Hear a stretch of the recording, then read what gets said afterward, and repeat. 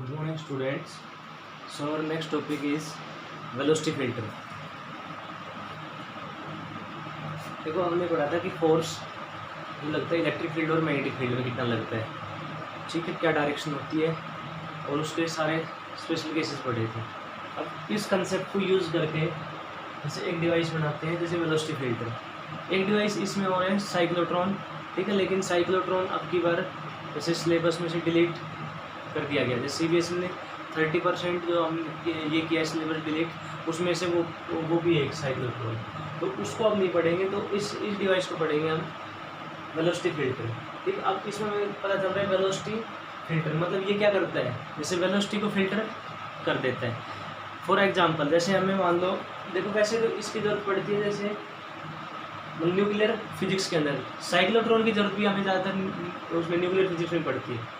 तो velocity filter क्या करता है कि एक पर्टिकुलर वेलोसिटी को फिल्टर करना, ठीक है। जैसे हम चाय को छानते हैं तो वो छलनी होती है, क्या कर देती है, चाय में से चाय पत्ती को अलग कर देती है, ठीक है, तो फिल्टर हो गया वो। ऐसे ही हम काफ़ी सारी फिल्ट्रेशन के वो पढ़ते हैं, प्रोसेस पढ़ते हैं। तो इसमें जैसे फिल्टर कैसे करते हैं, इसमें वेलोसिटी को, इसमें ज़रूरत क्यों पड़ती है, कल तो हम इसमें ये पढ़ते हैं। इसकी ज़रूरत पड़ती है, मान लो जैसे एक कांच है, जैसे एक कांच है और उस कांच पे हमने एक पत्थर मारा है ऐसे, ठीक है। अब वो पत्थर हमने इतनी तेज मारा कि उसने पूरे कांच को नहीं तोड़ा। हमें चाहते हैं कि ये पूरा कांच टूट जाए, ठीक है। तो हमने क्या किया, जैसे एक पत्थर मार, जैसे वो होते हैं बुलेट जो होती है, बंदूक की गोली जब इसमें से पार होगी तो वो पूरा कांच नहीं टूटता, ठीक है। खिड़की है और उसमें कांच लगाओ तो हम देखते हैं कि पूरा नहीं टूटता, जहाँ पे वो जाती है वहीं पे बस एक थोड़ा सा होल होता है, ठीक है। अगर हमने धीरे से पत्थर मार दिया तो फिर वैसे नहीं टूटना। तो इसका मतलब ये हो गया कि एक पर्टिकुलर स्पीड है, ना तो कम होनी चाहिए ना ज़्यादा होनी चाहिए, बीच की होनी चाहिए स्पीड। तो उतनी स्पीड होगी तो वो कांच टूट जाएगा। तो सिंपल, तो इसमें बिल्कुल सेम ऐसे ही होता है इसमें न्यूक्लियर फिजिक्स में। न्यूक्लियर फिजिक्स में हम ये करते हैं कि जैसे उसमें हम एटम, जैसे एटम की स्टडी करेंगे तो एटम की जो हम करते हैं स्टडी, उसमें देखते हैं बीच में होते हैं न्यूक्लियस और उसके ज़्यादा इलेक्ट्रॉन होते हैं। तो एटम को तोड़ना है, तो एटम जब हमें दिखेगा नहीं तो वैसे तो उसको तोड़ नहीं सकते हम, ठीक है। जैसे हथौड़े से जिस अगर तोड़ दिया तो ऐसा तो इसमें होगा नहीं, क्योंकि एटम हमें दिखता ही नहीं। तो एटम कब टूटेगा कि उसी के साइज का पार्टिकल जब उस पर हिट करे तेज़ी से, तब वो टूटेगा। तो अब वो इतनी तेज़ भी हिट नहीं करना चाहिए। अगर मान लो ज़्यादा तेज़ हिट करेगा तो जहाँ पे हिट करेगा वो वहीं से क्या कर देगा, पंचर कर देगा उसको, मतलब पूरा नहीं टूटेगा, वहीं पर होल हो जाएगा। जैसे मैंने अभी एग्जांपल दिया गिलास में से बुलेट पार होती है। अब अगर मान लो स्पीड धीरे होगी तो भी वो उसको नहीं तोड़ पाएगा। तो इसका मतलब ना धीरे होनी चाहिए ना उसमें ज़्यादा होनी चाहिए, ठीक है। तो क्या होगा, बीच की स्पीड होनी चाहिए। तो बीच की स्पीड हम कैसे इसमें कैलकुलेट करेंगे, तो एक फिनोमेना पढ़ते हैं उसके अंदर, जैसे न्यूक्लियर फिजिक्स जो होती है उसमें हम देखते हैं कि जैसे एक रेडियो एक्टिव एलिमेंट है तो उसमें से कुछ पार्टिकल निकलते हैं। जैसे हमने यहाँ पे पॉजिटिव प्लेट लगाई और यहाँ पे हम लगा दी नेगेटिव प्लेट, तो पॉजिटिव की तरफ, और कुछ पार्टिकल ऐसे जो इसमें यहाँ सीरीज को बोलते हैं गामा रेज, ठीक है। और जो यहाँ पे इसकी तरफ जाएंगे, ये पॉजिटिव की तरफ जाएंगे, उनको बोलेंगे हम बीटा रेज, और ये अल्फा रेज।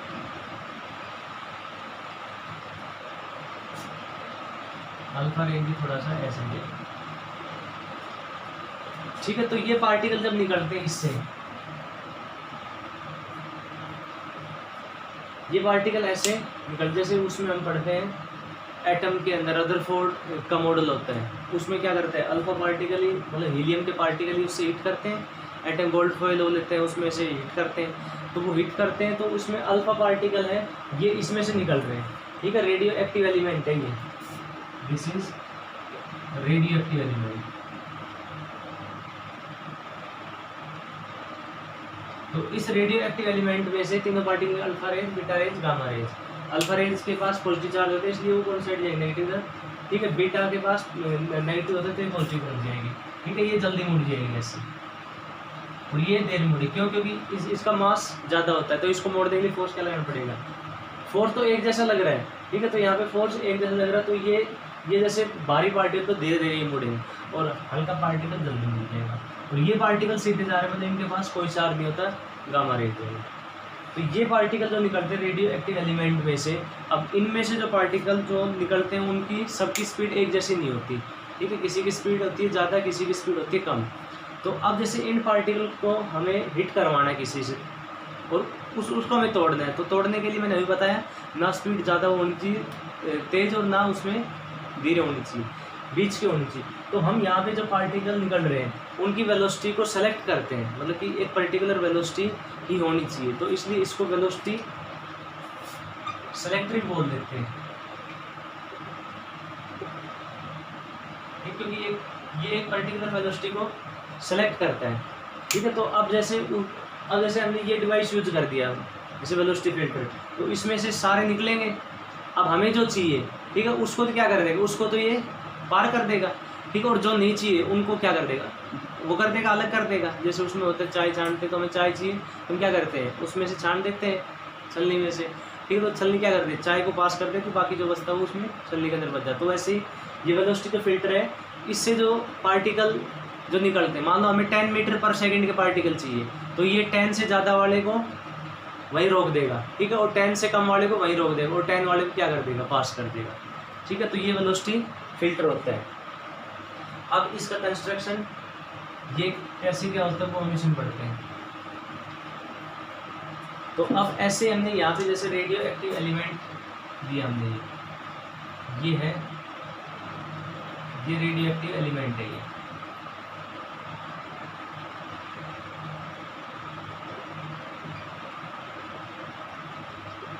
अब इसमें से अल्फा पार्टिकल बीटा पार्टिकल निकल रहे हैं, ठीक। अब हमने यहाँ पे तो लगा दिया इलेक्ट्रिक फील्ड,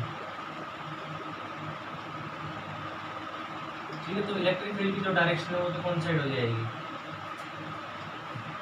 पॉजिटिव से नेगेटिव, तो यहाँ पे ये डायरेक्शन तो होगी इलेक्ट्रिक फील्ड, ठीक है। अब इससे जो पार्टिकल निकल रहे हैं वो पार्टिकल ऐसे इसमें से निकलेंगे। अब यहाँ पे ये तो हो गया। अब जैसे इससे मान लो प्लस पार्टिकल निकल रहे हैं ये, ठीक है, इससे प्लस पार्टिकल निकल रहे हैं इससे, तो प्लस है वो कौन साइड जाएंगे, नेगेटिव की तरफ जाएंगे, ठीक है, वो नेगेटिव की तरफ इसमें जाएंगे।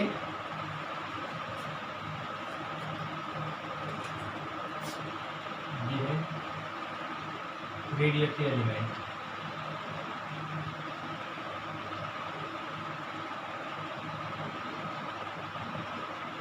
Radio active element.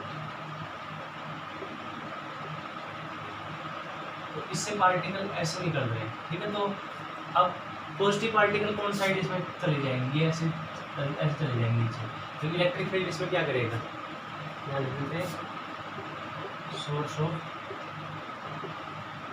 Positive particles, इससे पॉजिटिव पार्टिकल्स निकल रहे हैं, तो वो चले गए यहाँ नीचे की तरफ, क्योंकि पॉजिटिव कौन साइड होंगे अट्रैक्ट नीचे की तरफ, ठीक। अब हमने यहाँ पे मैग्नेटिक फील्ड कर दिया अंदर की तरफ अप्लाई, तो अंदर की तरफ हो गया इसमें मैग्नेटिक फील्ड।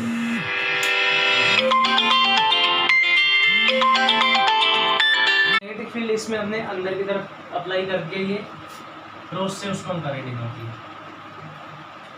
तो ये एक ऐसा स्पेस है जहाँ पे इलेक्ट्रिक फील्ड और मैग्नेटिक फील्ड दोनों अप्लाई हो रहे हैं। यहाँ लिखते हैं हम cross denotes direction of magnetic field,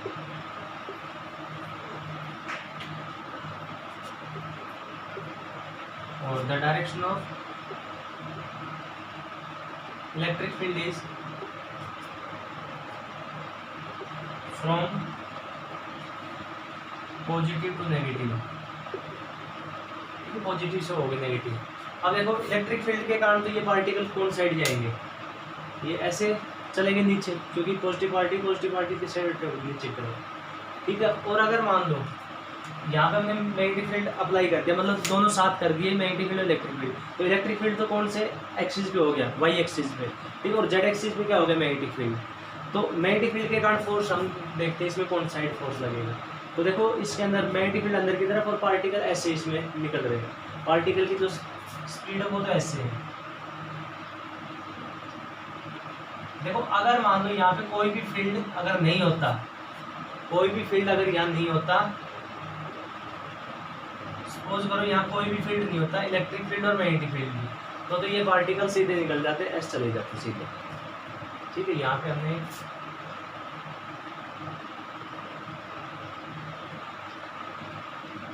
ये एक विंडो है, ठीक है, इस विंडो में से पार्टिकल ऐसे निकल जाता है। अब कुछ पार्टिकल तो ऐसे इसमें चले जाते हैं, कुछ चले जाते हैं ऐसे। तो अब जैसे हमने यहाँ पे इलेक्ट्रिक फील्ड लगा, तो इलेक्ट्रिक फील्ड के कारण पार्टिकल कौन साइड जाएंगे, नीचे ऐसे, और मैग्नेटिक फील्ड के कारण कौन साइड जाएंगे, ये पार्टिकल ऊपर की तरफ चले जाएंगे ऐसे, क्योंकि मैग्नेटिक फील्ड ऊपर की तरफ और वेलोसिटी कौन साइड है इसकी, इस साइड। तो मैग्नेटिक फील्ड अंदर और ये वेलोसिटी, फोर्स इस पे कौन साइड लगेगा, ऊपर की तरफ। ठीक है, अब हम ये चाहते हैं कि ये पार्टिकल ऊपर की तरफ भी नहीं जाए, नीचे भी, ये पार्टिकल इस विंडो में से आ जाए। ठीक है, ये पार्टिकल ऐसे निकले और फिर ये ऐसे चले जाएंगे, क्योंकि देखो सीधे पार्टिकल तो कौन जाते हैं, उसमें से गामा रेंज के पार्टिकल जाते हैं, लेकिन हमें तो चार्ज पार्टिकल चाहिए। तो चार्ज पार्टिकल या तो ऐसे मुड़ जाता है या ऐसे मुड़ जाता है, अभी हम देखा था उसके अंदर। तो ये अल्फा पार्टिकल हमने लिए पॉजिटिव चार्ज, तो कुछ तो इसमें कुछ ऐसे चले जाते हैं, कुछ मान लो ऐसे चले जाते पार्टिकल। हम चाहते हैं एक पर्टिकुलर स्पीड के कि ये पार्टिकल ना ऊपर की तरफ मुड़े ना इसमें नीचे की तरफ मुड़े। ठीक है, तो क्या करना पड़ेगा कि इन पार्टिकल के ऊपर कोई फोर्स नहीं लगे, ये फोर्स नहीं लगी, ये फोर्स नहीं लगी। ठीक है, तो अब नहीं लगना चाहिए, तो इलेक्ट्रिक फील्ड और मैग्नेटिक फील्ड इसमें लगाते नहीं हम। तो इसका मतलब ये होगा इलेक्ट्रिक फील्ड और मैग्नेटिक फील्ड तो हर जगह पे होता ही है।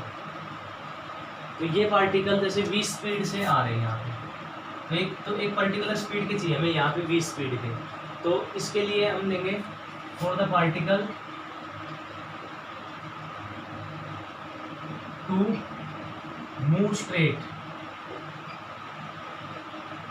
पहले तो हम इसमें ये लिख लेंगे force on particle due to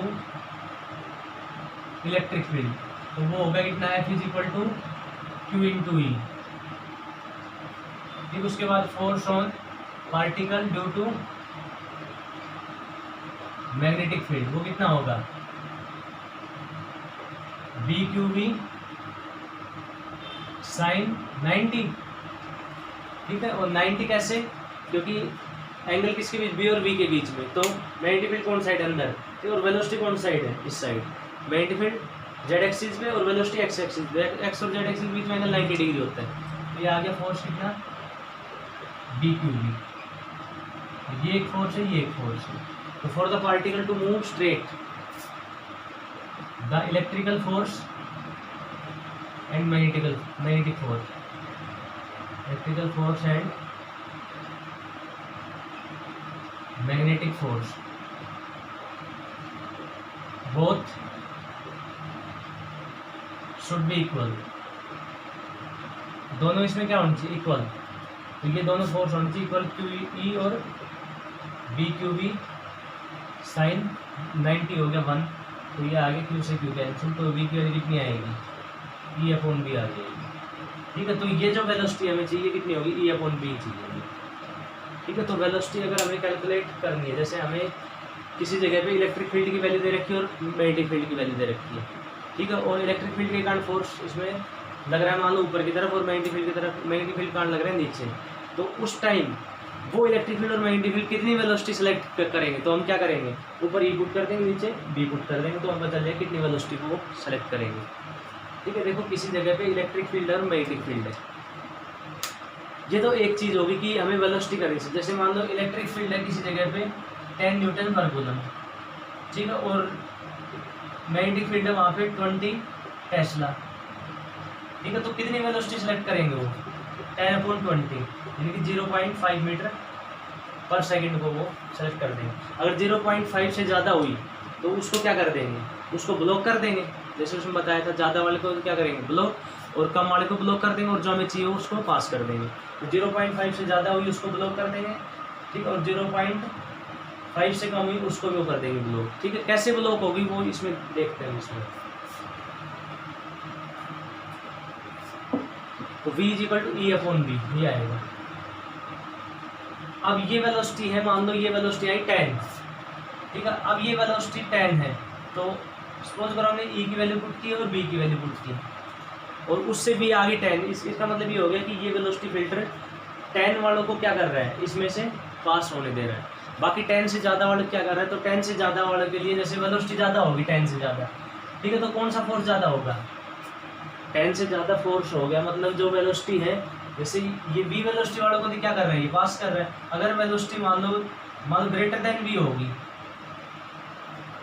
ठीक है, जो वेलोसिटी है वो ग्रेटर देन v होगी, ऐसे मतलब v से ज़्यादा होगी ये, तो अगर v से ज़्यादा होगी तो पार्टिकल कौन साइड जाएंगे, तो v से ज़्यादा होगी तो कौन सा फोर्स बढ़ जाएगा, अगर v बढ़ रहा है, ठीक है, तो इलेक्ट्रिकल फोर्स तो स्पीड के ऊपर नहीं करता डिपेंड, मैग्नेटिक फोर्स क्या करता है, स्पीड पे डिपेंड करता, तो मैग्नेटिक फोर्स क्या हो गया इसमें बढ़ गया, तो मैग्नेटिक फील्ड के कारण फोर्स कौन साइड लग रहा है, ऊपर, ठीक है, तो ऊपर वाले पार्टिकल इसमें जाएंगे, तो इस साइड जो पार्टिकल जा रहे हैं उनकी स्पीड क्या है, उनकी स्पीड ग्रेटर देन v है,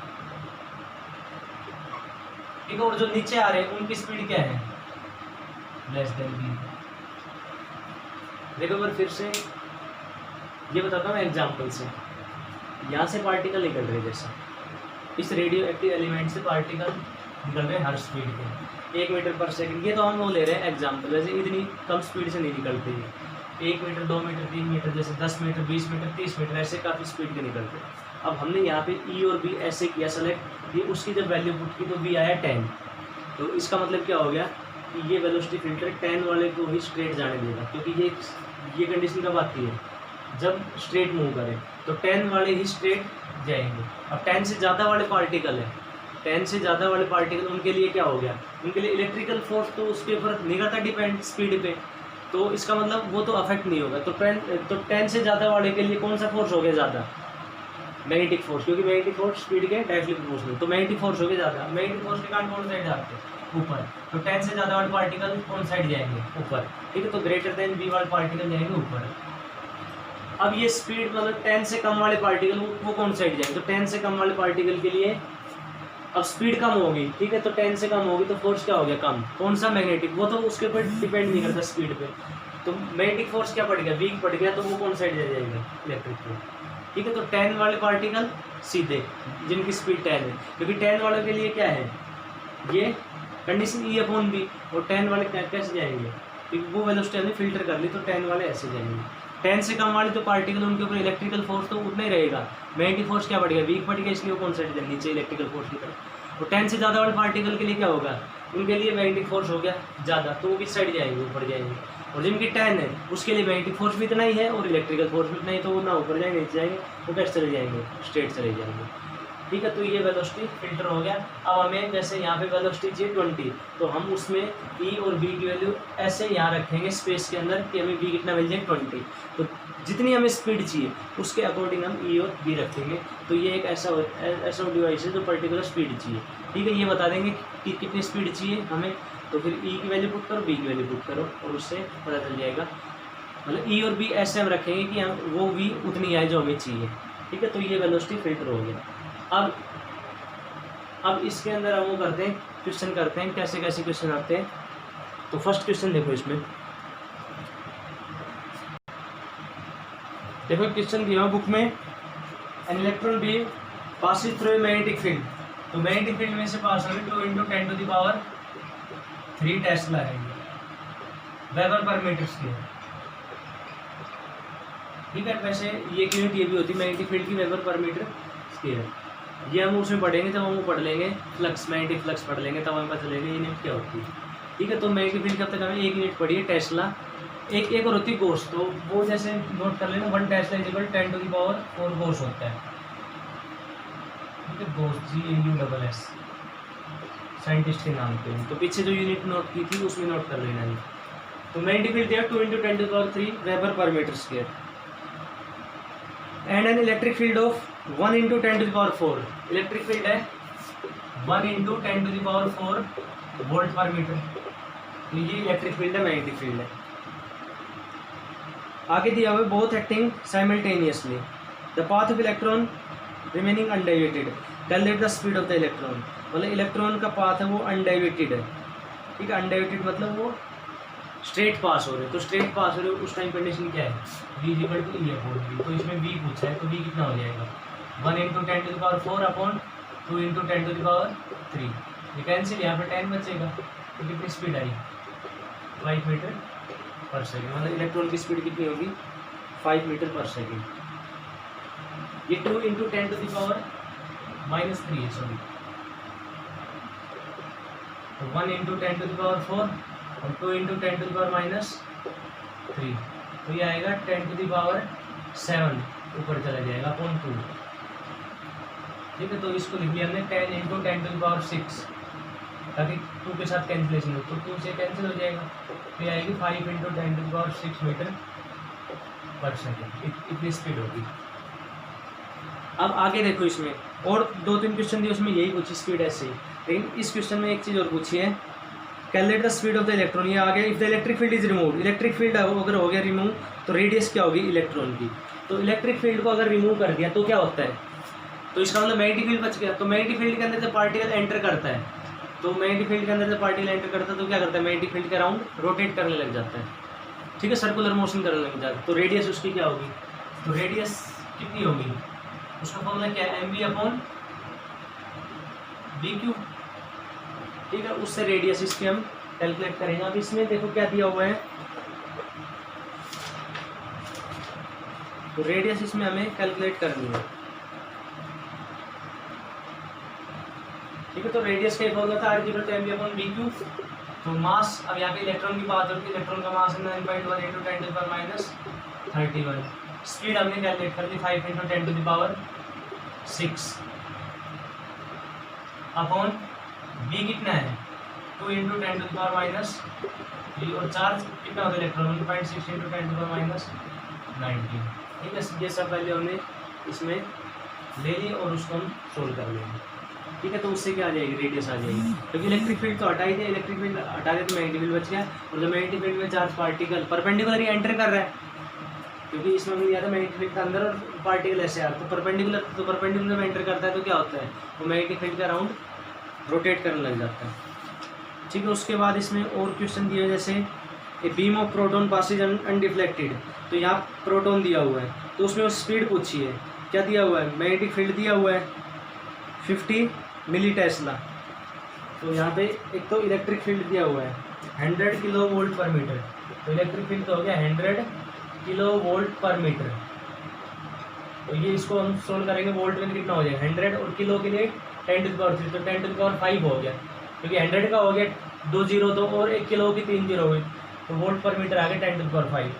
मैग्नेटिक फील्ड कितना है, मैग्नेटिक फील्ड है 50 मिली टेस्ला।